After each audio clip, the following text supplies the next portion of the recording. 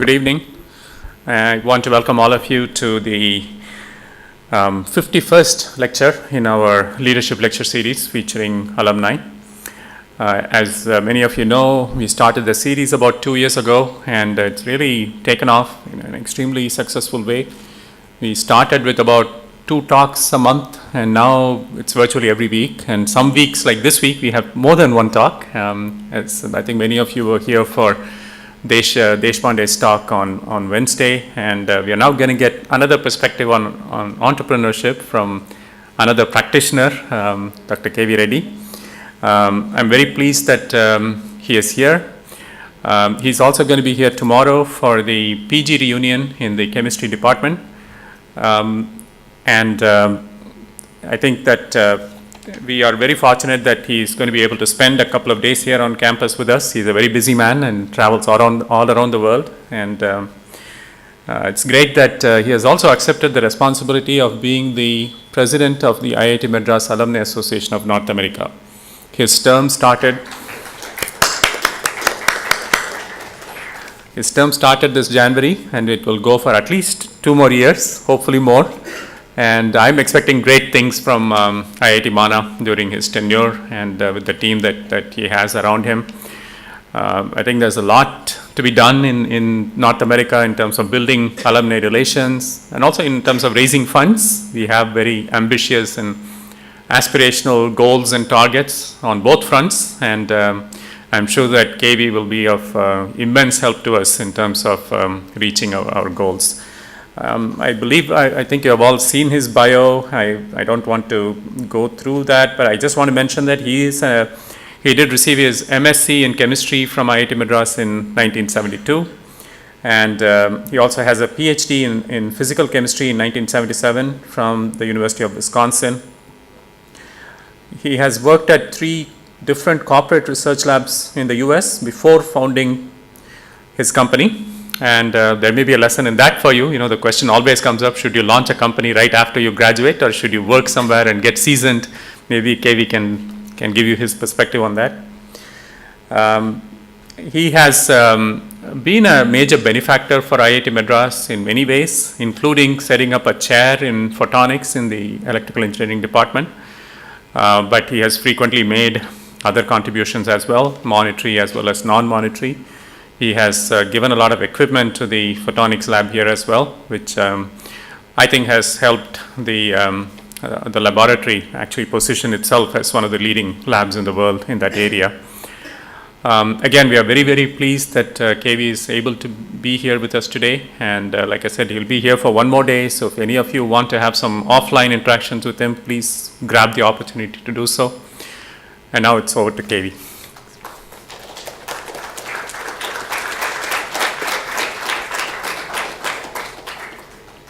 Thank you very much. It's a great honor for me to come back to the alumni organization and be able to present my perspective, share my experiences with the present students. You know, we at IIT Alumni, all over college, we are very gifted and talented, okay, and we're very, very lucky. And so to be able to come and talk in front of you is a really great honor. And I want to recognize some people. I guess one single person that I want him to stand up is my mentor from here. He's here, Professor K.K. Balasubramaniam. Please. So even though we both separated 42 years ago, we have kept in touch all the time. Whenever I came here, we always met him, and he always made an effort to come and meet. And then right next to him is my colleague Dinesh Nettar. He has 2 degrees from IIT, that is one in master's and PhD. And Dinesh is the one, I only wrote the check on the 60th birthday celebration of Professor KKV. But Dinesh is the one that did all the legwork Without Dinesh one, I don't think it would have happened. He spoke so many times to the director at that time. He set it up. I'm so happy that Dinesh is here today. Then the next one is my classmate from the same batch, Dr. Shobha Rajan Sharma. Shobha values, in addition to being a talented student, she values her social life also. Due to that, all 16 of us in our class, we have a contact. She has phone numbers and contact address of all of them. Then next to her is, I guess, come on, whatever you want to call. Okay, this is my wife. Then next to is my roommate from undergraduate college for 3 years. We shared the same room for 3 years, and his wife. And then another thing about is about 3 years ago, my roommate, I don't know, he also became father-in-law of my daughter. Okay, so then I have an old friend for a long time. He has come all the way from Bangalore, Surnanrao. And then all the other faculty members with whom I have interacted. Balaji is here. I knew him as a student in the United States. Vijay Das, I knew him also as a student at the University of Paderborn in Germany. Okay, so with that introduction, I will go to my major presentation. But it's really a great honor. Please ask, raise your questions anytime you want to ask a question. Okay, thank you. All right, what I thought we'll pick is, I purposely picked the subject, how to succeed as a hardware high-tech entrepreneurship. The reason I picked was, as you know, most of our IIT alumni, after we graduate, we become as software entrepreneurs. And I wanted to see, give my perspective, that is, we can succeed in becoming a hardware entrepreneur too. And that's why I picked the topic. And we are located in a town called Naperville, Illinois. It is a suburb of Chicago, about 30 miles west of Chicago. And that's where we are in the middle of the country. All right, what I will cover is a little bit about childhood and the mentors, the companion support, and then I introduce to the field we are in, fiber optic communications, finding of the PriTel, and what is PriTel recipe. The next one, please. Okay, as a childhood, okay. As you can see here, I grew up in a remote village. There was no public transportation, no motorized transportation. The only transportation was bullock cart, okay? And there was no electricity, only kerosene lamps, and there was no type of motorized. It cannot happen because it was all a black soil. If it rained, it stuck up to this knee deep. So there was no motorized transportation. Then it was a rough and tough life, okay? Now what I had was, my mother was illiterate, but she was a workaholic. She was very, very workaholic. And my father, he had some education. That is, he knew how to read and write and do the math in Telugu, not English. And he was also the head of the village. In Andhra, Reddy means, it's actually a title. It's the head of the village. So my dad was the head of the village. And but he found that it was important that his children get educated. So what he did was, he sent us to the school, and then he only sent his sons, but not the girls, because it was not important for him, the girls, because they get married and go off to some place. So to give you an idea, I started living away from home from age 9. Okay. So now let's go, okay, next one.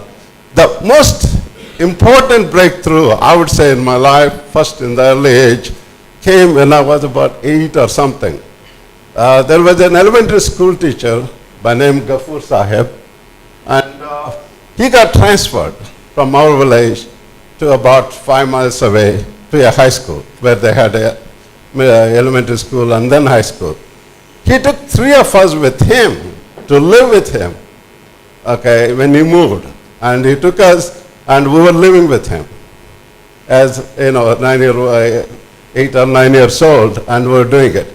And you think of it, what sort of commitment the teacher has made to take them with him from one village to another village and teach them. That teaches us the commitment. And that is sort of difference a teacher can make in the life of a student. If he had not taken us, I don't think I would be here. I would have been at IIT or anywhere. But so, it's very important, and that happened. And I did keep in touch with him for a long period, as long as my parents were alive. Then after parents passed away, I don't go to the village in that area, so I kept touch with him until about 10 years ago. Then in the last 10 years, I've lost touch with him. Okay. Then the next is in the high school. Then in the high school, I had a good mentor. That was, he was the principal. Okay, it will move. Okay. He was the principal of the school. His son and me were classmates. He took a special interest in me. And we had labs, we had keys to the labs of the high school. He thought that his son and I would be responsible enough so that we could go and do experiments, scientific experiments whenever we wanted.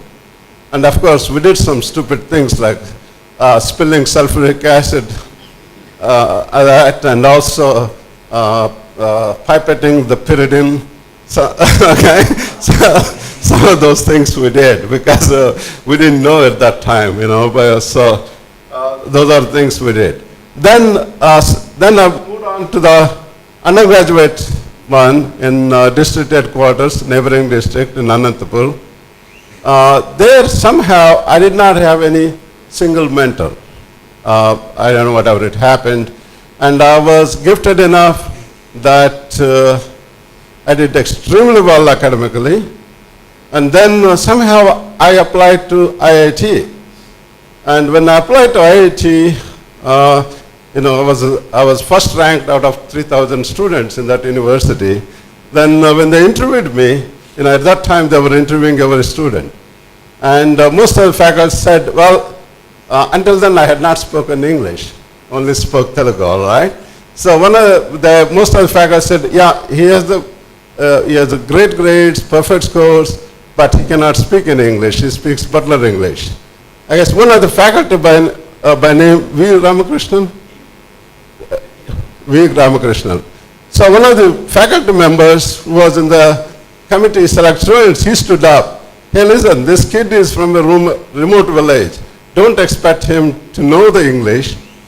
He could have butler English, but we had to go by his performance in science, math, and etc. And that standing up made a difference. That's how I got admitted to the IIT. Okay, then came on at IIT, then in the last, we all did very well. Then in the last 6 months, we do a project, thesis project. I think that is very, very important. I recommend every one of you to do the project if you could. And that's when I came in contact with Professor K.K. Balasubramanian. I did was an organic chemistry project.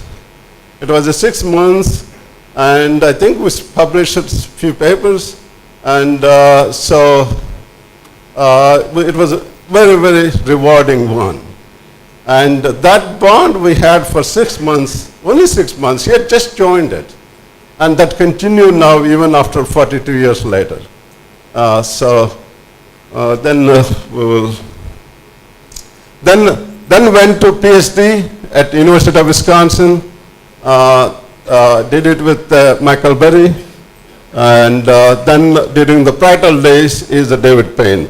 I will get to one of those. Okay, here is a picture of at IIT Madras back in 1983. This was taken. Here is a Professor K.K. Balasubramanian. This is a Professor C.N. Pillai, and it is me.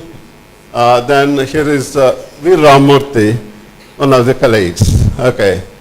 So then, again, of course, we're talking about it, so we'll skip. And here is Mike Berry. He was very, very influential also. Mike did his PhD, got at the age of 23 from University of California, Berkeley. He went straight to the faculty member. He was assistant professor by 23 at University of Wisconsin-Madison. Then by 28, he was tenured professor. By 32, he was Robert Welch Professor of Chemistry at Rice. That is the highest paid professorship in chemistry at that time, by 32. Then Mike sort of lost interest by age 40 and decided he will give up his academic tenured one and become an entrepreneur. So I guess I had this, my mentors themselves were entrepreneurs. I had it in my blood for me to become. So Mike, so we are constantly in touch with me and him. So there is one slide missing. I don't know what happened. That's okay if it comes, it doesn't come.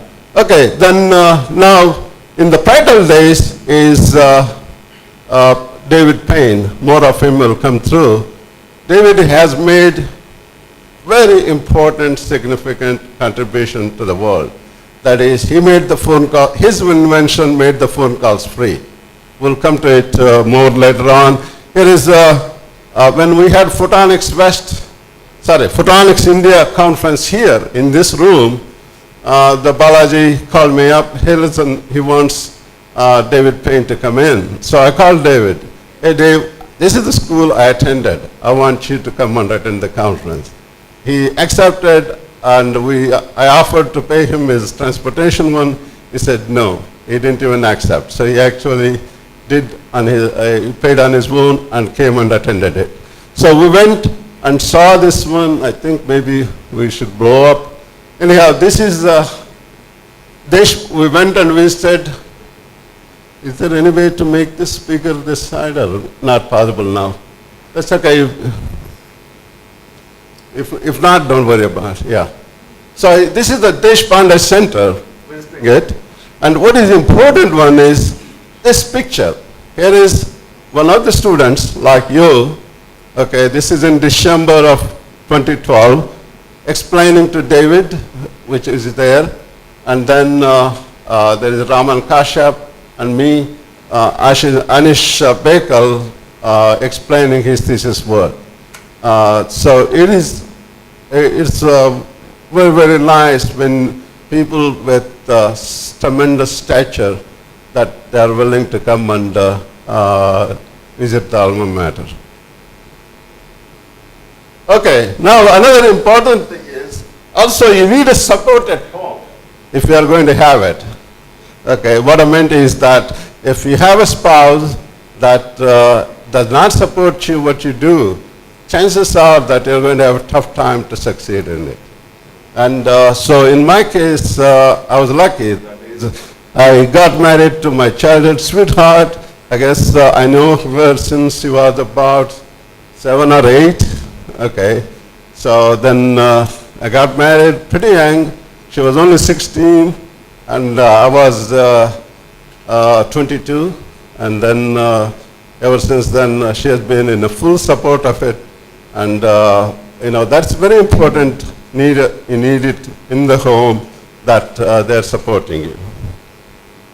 So this is her picture back in 1973, June. Okay. All right. Okay, now let's come back to, I touched on it a little bit. What did IITM offer? Okay. I would say the most important thing I learned here on the campus is how to speak English. Because you need to be able to communicate to your customers or to your superiors or anybody. And I was smart, but I couldn't speak English. But that was an important thing I learned. Then the next thing is really what I call this is a military boot camp. It's a beautiful one. You go through 2 years of boot camp, 7 hours a day, 5.5 days of sitting in the classrooms. And at that time, teacher to student ratio was something like 1:1. There was one faculty member for each student. So we were very, very lucky, fortunate that we got that kind of a training in those days. Then another thing it is even though we did chemistry, not only chemistry, we were sort of taught physics and math. And we did not specialize in the chemistry either. At that time in India, other than IITs, all the rest of them, they specialized either in organic chemistry or physical chemistry or narrow specialization. But here it was not done. Only the thesis project we chose in what field, and I happened to do it in organic chemistry. So then that is what, then we are with what I touched earlier, we are super smart, gifted classmates. That's really what makes that event. That is, if IIT is a global brand recognition, that is what it is. That is then a boot camp and the super smart gifted classmates. Then high student to teacher ratio, then teacher, okay, we'll go to the next. Now, so now I move from Chennai, which is about what, 45 degrees to Celsius, to a place, Madison, Wisconsin, where it is minus 40 degrees Celsius in winter time. Okay, so it was a big change. I was very, very skinny. I was like him, very skinny like him, and same height. And I used to feel bone-chilling cold. And it was, Madison is a beautiful place, just like here. It is between the two lakes, and it's extremely bitter. One thing Madison had was, they did not require any coursework. All you had to do was pass the exam. With the boot camp training I had here, I passed all the exams without any, I didn't take any courses in chemistry. I took courses in electrical engineering and physics departments, and, but didn't have to take it, but we had to pass the exams. So what we did was, it gave me time to do the research. And in Madison also, okay, what I did was, I changed the field when I got there. I took on to study the rates of chemical reactions, how fast the chemical reactions occur. So in order to do that, we had to build a specialty hardware. Building a box which does unique things took 98% of your time. Actual chemistry was only 2% of the time. So in Madison, what we had was a student machine shop. That is, you needed to machine the parts, you had to do yourself, or else you wait for 6 months. So they had a student machine shop with teachers to teach. And that's how I acquired the skills how to do it. Also, I had worked in the farm, even doing as an MS student when I went home, I used to work in the farm because if I didn't work in the farm, I would be bored to death. And that was what was kept me. Then also Madison was very picky about lab safety because it's a chemistry lab building, and they were very, they didn't want you to take any shortcuts. And we had to do was optical pulses is what we were doing. Now it is called the same field, it's called chemistry. So that's what Madison had. Okay, so I did my PhD in chemical reaction dynamics. That's what, at that time, that was the hot period, hot topic. So it required building hardware, getting hands dirty, and so I called about machining, and we had to build electrical fast discharge. Then what I needed to do was the wavelength tunable pulse lasers, what I had to build. So that's how an organic chemist was able to build a box and supply. Okay, here is what machining means. These are the I learned how to do the milling, how to do the lathe work. And also, this is the only photo. This is copied from the internet. All the other ones I personally took them. Okay, this one, somehow I asked Mike Berry 2 days ago, as I told you, I keep constant touch with him. I said, Mike, do you have any of the undergraduate days where we built high voltage discharges? We used to build these voltages, we'll charge up a capacitor for about 2 kilojoules, and then we discharge it in about 10-15 nanoseconds to create a pulse. And medicine is between two legs. When the building is very humid, it will self-discharge and create a tremendous noise, and that would be here, scare everyone will come running to our lab when it happens. Okay, so this one I just sort of copied, so we had to build. Also, I enrolled in auto mechanic class and learned how to repair a car. Okay, that's one of the things very, very important. If you want to build something, you need to know. Always, when I interviewed, when I was working for big labs, when I hired a technician, does he work on his own cars? Does he repair himself? Then only I hired them. If not, I did not hire them. So I enrolled in a local high school when I got my first car and learned how to do it. Every Saturday, that's what I used to do, repair the cars. And I've done everything except the exhaust work. Exhaust work, because I had to call all the vendor, I cannot do it. Other than that, I've done the engine work, transmission work, every possible kind of it. And some stupid things too, like changing the McPherson struts. And here is something where even now I do it. This is the picture I took only 6 days ago, 1st of February. I had a flat tire, and I wanted to fix this because I wanted to park this car in the airport instead of one of the other cars. So I went and got the tire filled, I bought a new tire, I brought it in, and mounted myself. It is on the jack, and it was pretty cold and with a lot of snow. So this is how it is. That is ability to do by yourself by hands. Okay. Another thing is you got to know who is best in your field. That's extremely important. So when I was undergrad PhD student, and a few years after that, the hot topic was chemical reaction dynamics.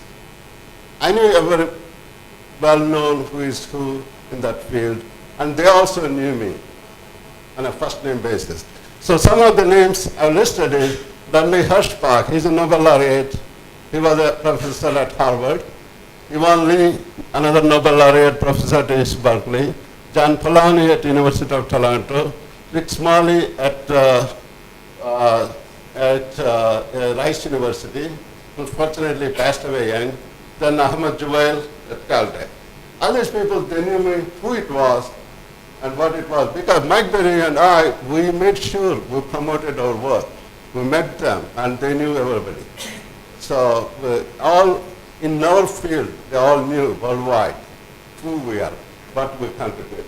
So those of you, it's very important to market what you are doing, what skills you have. So here is one. This is Nobel laureate Ahmed Juwail.